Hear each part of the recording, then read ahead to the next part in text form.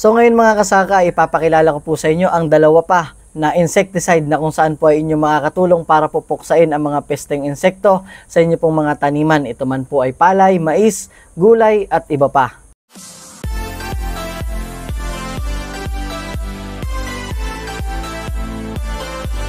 Isang magandang araw na naman po mga kasaka. Ako po muli ito, ang inyong agriculturist, sumasaludo sa magsasakang Pilipino para sa Pilipino. So noong nakaraan po ay ipinakilala ko po sa inyo ang mga bagong produkto ng Esertec Corporation po. Ito po yung ating makakatulong para po sa mga puksain yung mga pesteng insekto, pesteng damo, mga sakit sa atin pong mga palayan, sa atin pong maisan, maging ito man ay sa gulayan at sa iba't iba pa pong halaman na atin pong itinatanim na pinagkukunan po natin ng kabuhayan.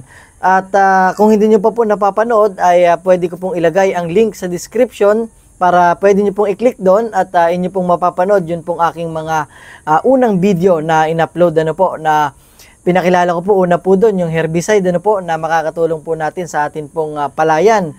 At yung pangalawa po ito, yung kaniyang thumbnail, pag hinanap nyo po sa aking YouTube channel, yun naman pong insecticide meron po tayo dong contact, stomach at saka systemic insecticide.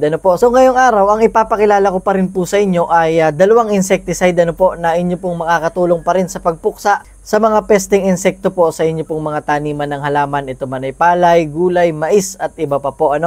So makikita nyo po, marami po sila. Yung iba po dito ay na-vlog ko na katulad po nitong kwarta. Mapapanood nyo na po ito dun po sa aking nakaraang video.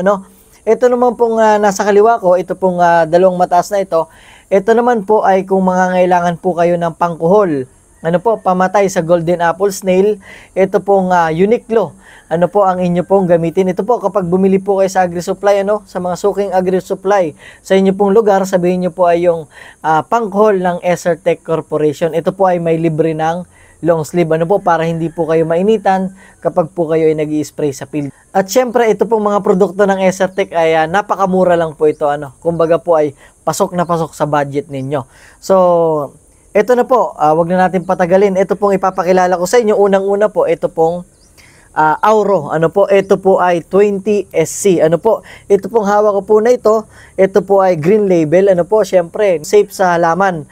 At ito po ay 1 litro na. Ito po ay good for 1 hectare na po ito. Napaka-basic. Kapag po ganitong 1 litro, ang dosage po nito lagi sa isang knapsack sprayer or 16 liters na tubig, ito po ay 100 ml. Pwede po natin gamitin yung takip, meron po itong takalan. So, pwede nyo po itong gamitin or kung takip ng sprayer po, pwede rin nyo pong gamitin yan. 3 hanggang 4 na takip kada tank load. So, ito pong Auro. Ito po, ang maganda po dito sa Auro, ito po ay isang systemic insecticide din po.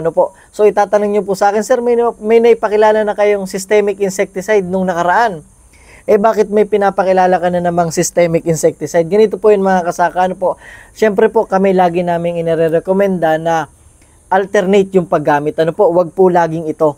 Kasi kung laging ito po yung inyong gagamitin, ay mai-immune na po yung mga insekto. Maaaring pag ginamit nyo po ito ng 4 na beses, 5 beses, maaaring bumalik kayo sa tindahan or sa nagbenta sa inyo at sabihin nyo pong hindi na epektibo. Kaya po merong extra, meron pang ibang insecticide na in-offer po sa inyo ang Esertec Corporation, which is ito nga pong Auro Systemic Insecticide. So ano po ba yung kayang patayin nito?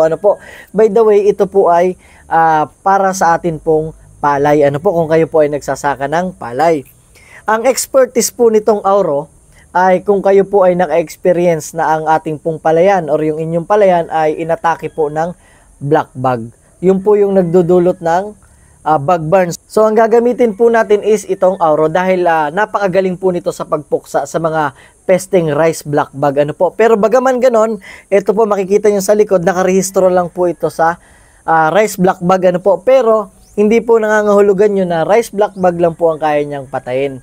Ang kaya din po nitong patayin yung mga ngumunguya at sumisipsip na insekto or kung sa English po ay yung chewing and sucking insect.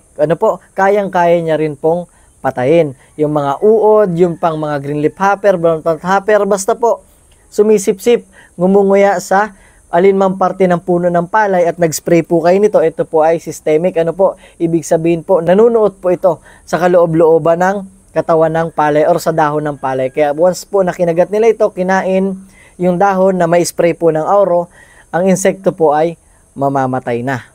At pangalawa naman po, ito pong katabi niya, ito naman pong lital. Ito naman pong lital, ito na po yung pangmatibayan.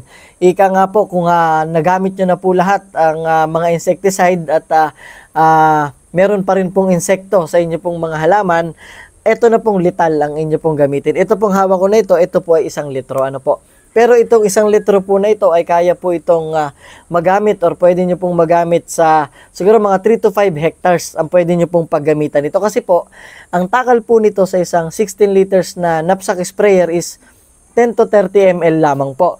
So, meron din po siyang kasamang takalan. So, kaya matipid po siya, no? Hindi lang 1 hektarya yung inyo pong mapagagamitan ito. Ito pong lital, ito po ay isang contact at saka systemic na insecticide na rin. Pwede rin po ito sa gulay, sa mais, mangga, pwede po ito sa banana at kung ano-ano pa po ano. At kung gusto niyo pong sabayan ng isang systemic fungicide ay available po ang ating Tiyempo. Ito po ay 100 grams lang at sapat na po ito para sa 1 hektaryang palayan. Ang taka lang po nito ay 1 kutsara or mas maganda po, ito po ay tunawin nyo sa 1 litrong tubig.